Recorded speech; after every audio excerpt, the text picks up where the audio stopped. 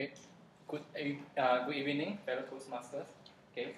Today my speech will be quite relevant to the speech that I gave last time. A few weeks ago, I gave a speech about the unconventional travel tips. So this speech will be the subsequent episode of my previous speech, which is called Traveling Solo. Before I start, I would like to ask: Have you ever traveled in a group? Yes. Yes. What is the experience like? Is it good or bad? Awesome. Awesome. Okay. Maybe for extrovert people, they like to enjoy to travel in a group. But I'm an introvert, so I quite like to enjoy the solo travel. Just to share one story before I start. I traveled with my family last year, somewhere in Europe. And then it is supposed to be, because I traveled with my mom and my sister, so it was supposed to be a great trip. However, they went shopping nearly every day, which I didn't like to do. And hence, I enjoyed the time with them, but I didn't enjoy the trip because I was left alone in the room on the street most of the time. So, oh, let's go into the shop. Okay, I'll sit here and wait for you. We are going to the shop. Okay, I'll sit here and wait for you. That's my holiday. Okay, so today in my speech, I'm going to introduce you the benefit of traveling solo. First one, when you travel solo, you can do things that you like, and you can forget about the rest. You can eat whatever you want to eat, whether it's on the street food or in a very expensive restaurant.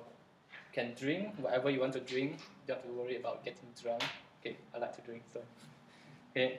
You can sleep until you will feel like want to wake up.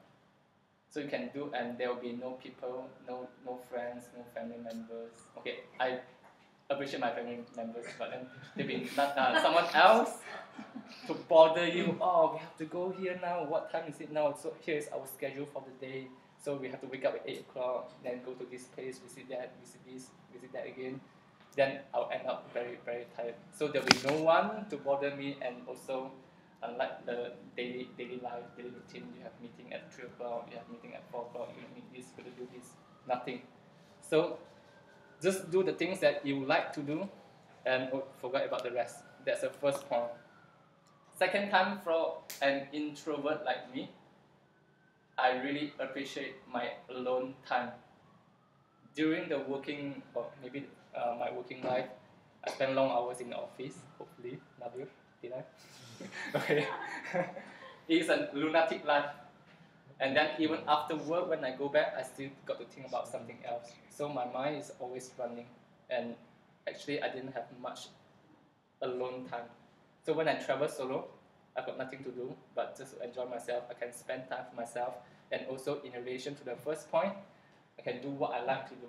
So when I'm alone, I can read the books that I really want to read but don't have time to read. Or I can even write diary, which I'm quite enjoying writing diary. Last time when I traveled alone, when I was waiting for the bus, when I was on the plane, when I was at the airport waiting to board the plane, I got a lot of time. Then I read book, and also I write journal to write down what happened that day. So even until now, I still keep the diary with me. And sometimes when I feel depressed, I look back, then I could actually see I was having a great time that time. So there's a alone time. Then the third benefit is, which is also the most important benefit, is that you can meet friends easily. Because normally when I travel solo, I would stay in a hostel. I wouldn't stay in a hotel.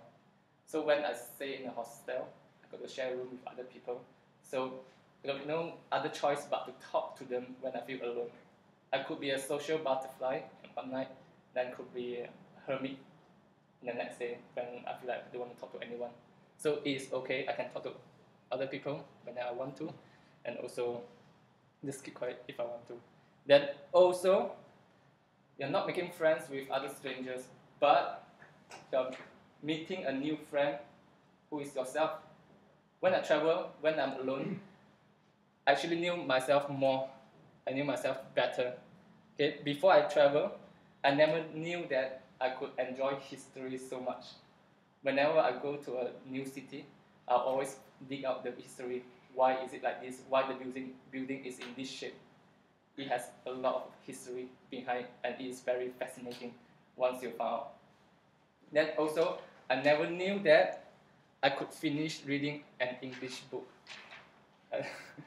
Okay, before I start traveling, I have Chinese background, so I never read a book in English. But when I was studying in the UK, I got no choice. I can't get any Chinese book there, so I have to get an English book. And what amazing was, I finished the book when I was traveling, which that really amazed me. And then also the last one, I never knew that I could be so lazy, because I thought that sometimes I'm quite hardworking. Especially looking for those lame jokes, lunatic jokes. I'm very hardworking like that. But I never knew that I was so lazy. I woke up about 11 o'clock and then get my lunch, go out for 2 hours, came back, afternoon nap, then dinner, then after that, come back, sleep again. Okay? So these are the 3 main benefits I'll introduce to you. First one, you can do things that you like and forget about the rest. The second one, you have alone time, which I appreciate very much. Then the last one, meeting with new friends and also meeting yourself. And of course, when you travel alone, you have disadvantage, such as when you want to take a photo, you have to take this, which I don't like to do. And you have to ask around, and then sometimes you feel helplessness when you get lost somewhere. But the advantage, for me, totally outweighs the disadvantage. Thank you very much.